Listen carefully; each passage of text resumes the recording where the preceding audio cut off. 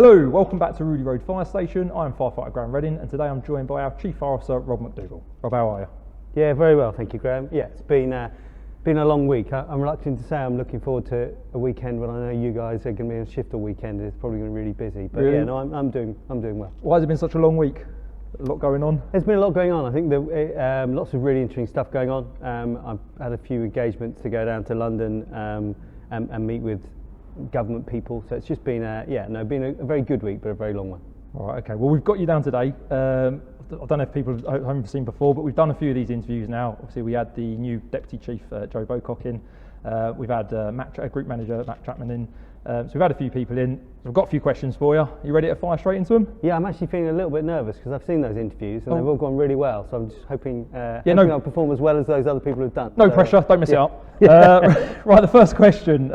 So how long have you been with Oxfordshire Fire Service? I've been with Oxfordshire Fire and Rescue Service for the whole of my fire and rescue career. I joined at 23 years old, 1998. Right, okay. And I've been here since then, so best part of 24 years, although I did take a career break in 2007. Which I'm going to ask you a little bit about later on. Okay.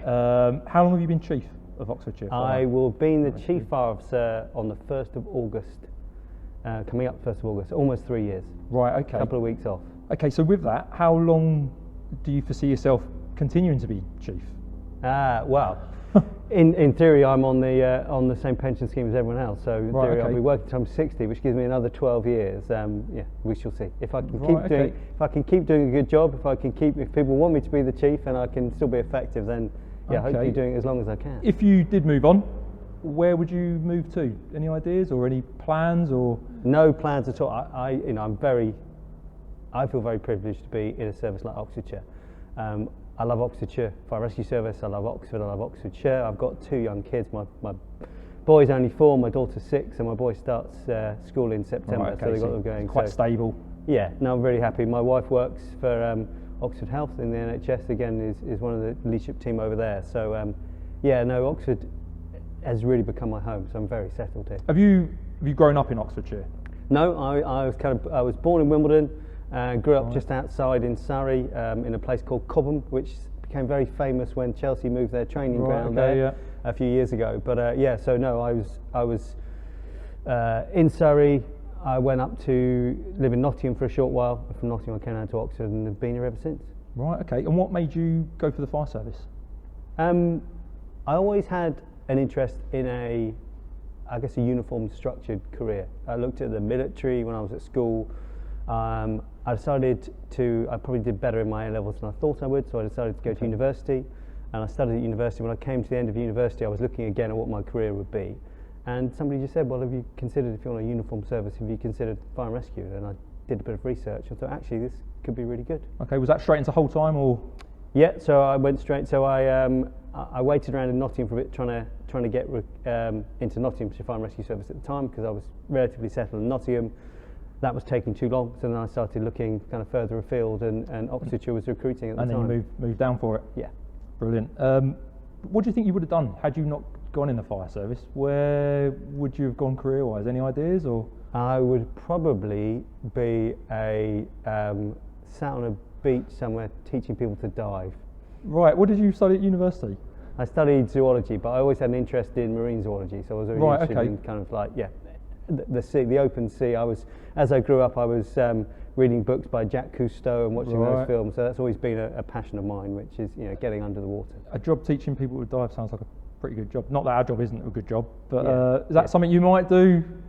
I think it's probably more for the younger man, isn't it? I think it's probably a great thing for a young person to do, because you get to see the world, you get to interact with people. I'm not sure that when you get to kind of 50, it's what you want to be doing every day. Right, so you actually came down with Red Watch Rudy Road and joined us for a day and did a ride along. Back in a little while ago, back in April. First of all, did you enjoy it? Yeah, no, it was an amazing day. It was fantastic, and thank you to you and the crew for looking after me. But it was great for a number of reasons. One was because we got to go on a job.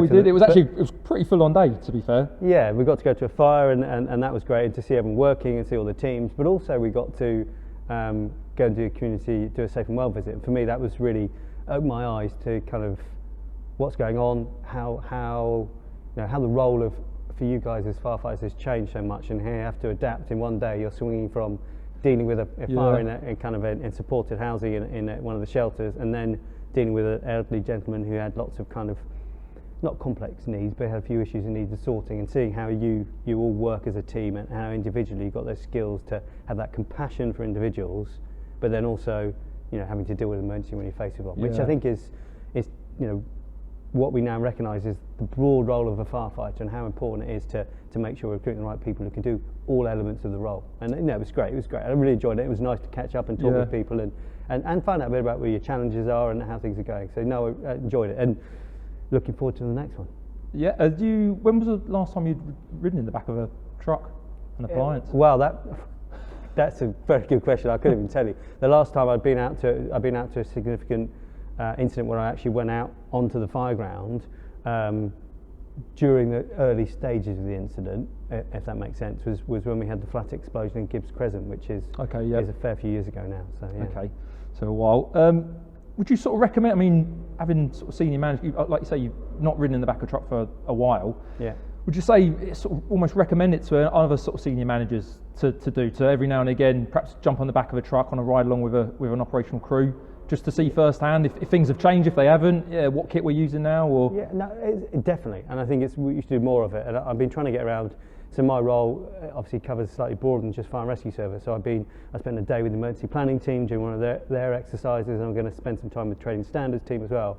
And it's just that it's great to you know, see what you do, you know, see what you're doing. My job is to support all of you to do your jobs better.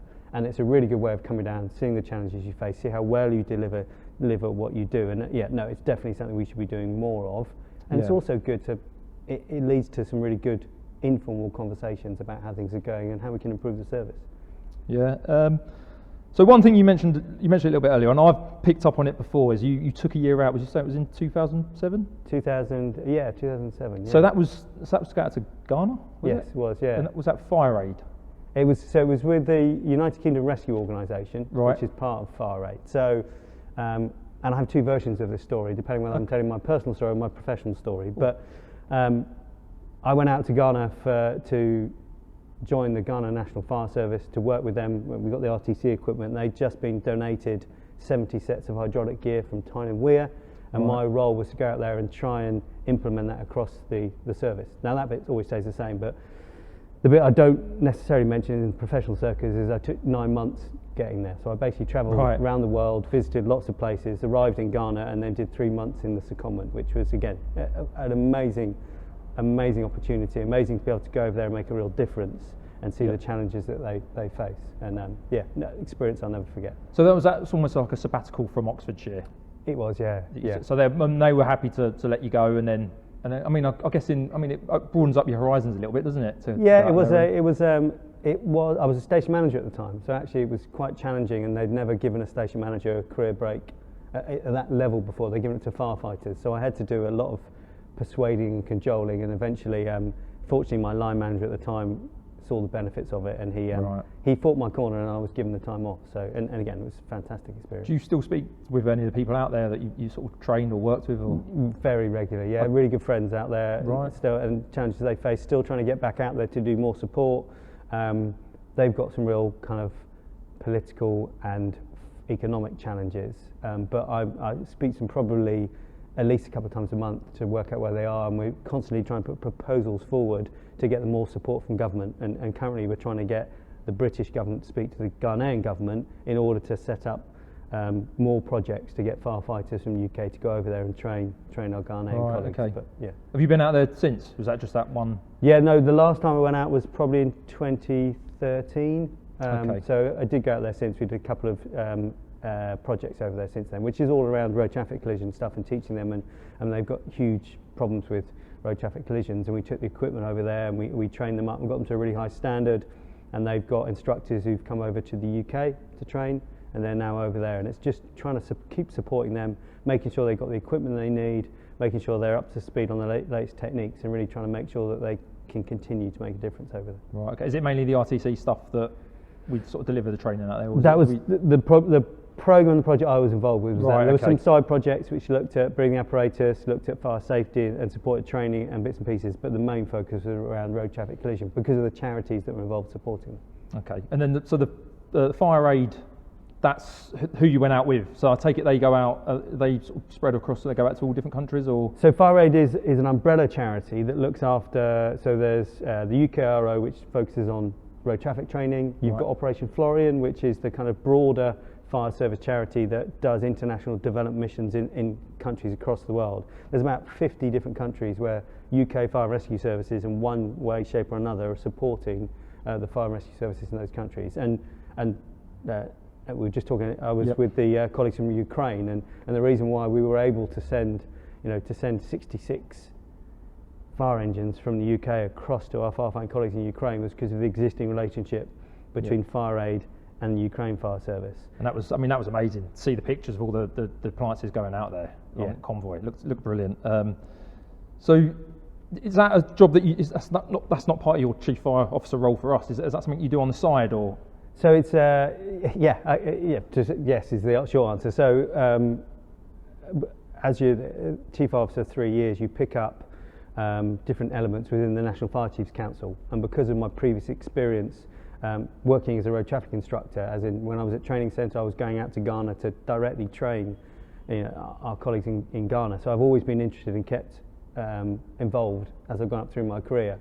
And then when the current person who's the link between the National Fire Chiefs Council and Fire Aid retired about a year and a half ago, they asked me whether I'd pick up that role in supporting Fire Aid. So again, it's been an incredible experience to be involved with that broader piece of work, but also now the work that's been done in Ukraine was incredible. And we were part of my week as being at the Home Office yesterday, speaking to the Home Secretary, speaking to the current Fire Minister, and making sure we got that continued support to support our colleagues in Ukraine. So again, really amazingly worthwhile work, and really good that Oxfordshire, we're a small player in that, but we were still able to send across one of our 4x4 vehicles. And we know the guys that went across, so Steve, Andy and Mark went across and drove that across Europe and delivered it to the border of Ukraine, and that's now being used to support firefighters having to deal with daily missile strikes, and it's just something to get your head around that is really difficult. Is there any plans to send any other kit out there, or? So currently we're working through what they need, understanding what the kind of the biggest desire is, and working out how the UK Fire and Rescue Service can continue to provide the right equipment and get it over to them so they can use it, because they're dealing with missile strikes every day. You were saying. Okay, so moving on. What does a chief officer do in his spare time, or their spare time? Sorry. If only I had spare time. I've got down here that skateboarding is quite high up on the. I did. That was my lockdown. So my daughter started. Well, she's 6 years old. She's going to year 2 at school, and she scooters to school. So we've got a 10-minute scooter, and I realised that I couldn't keep up with her on a scooter. So I always had a desire to get a skateboard. So I've got a short board, nothing fancy. Just allows me to skateboard alongside her when she scooters, and I don't fall off as much anymore. But do you wear elbow pads, knee pads, and I started off with that, but then I've got to the stage now where I'm pretty confident I'm too not cool not now. Well, I wouldn't say cool, but I'm okay. I'm proficient, I should say. Right. Okay. Yeah. What else do you do in your sort of spare time? Yeah, I get a lot of enjoyment from exercise. So I try and like later on today I'll go and play football. I try and play.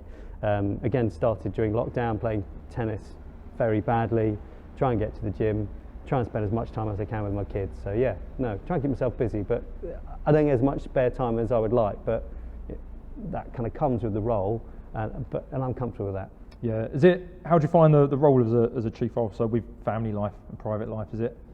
You have to set boundaries, you have to be very careful, and somebody very wise said to me, well, you'll always be busy, you just got to make sure you're busy doing the right things and make sure you're happy with what you're doing, and I think that's the key to it. And the motivation and the purpose in doing the job that we all do is quite clear, and we all know that the better the job we do, the harder we work, then we are at the end of the day going to make people safer and save more lives. And so if you wake up every morning and think that, it's easy to be motivated in what we do. All right. Okay, my last question. So you were interviewed it's just over probably a year and a half ago by firefighters training in firefight Lambert. Okay, one of the questions they asked you, which you failed on, was Cresta. Can we just be clear that I didn't fail on many questions? No, you did really well. You pretty much, that's the only reason we picked this one is because this is the only one out of, I think, about 10, 15 questions they asked you. Can you remember what Cresta stands for? I will try, but I think more importantly, I think going back to given the weather over the weekend, I think the other one I failed on was the acronym for wildfires. Oh, LACES. LACES. So let's not go there because I really can't remember that. But Cresta, is around creating a flow, resistance, overcoming the resistance, entry loss, overcoming the entry loss, strainer, temperature, and atmosphere. You got it. There we go. You've obviously been revising, haven't you? Well, I didn't know you could ask me questions again, to be fair. That was the only one. Yeah. Well, the next question, these are cases, a quick fire round, so we've done it with everyone else. Okay, so generally most of them have got two answers, one or the other. There is one or two that have an open answer. Okay, so the first one, countryside or the seaside? Oh, probably seaside. I thought, well, because of the diving. A night in or a night out? Probably a night out. No. Play music or listen to music? Play music. Hockey or football? Interesting. That's a loaded question. I used to be a hockey player. Hockey player, but I play more football now, so probably football now. Why is that? Why do you play more football now? Is that?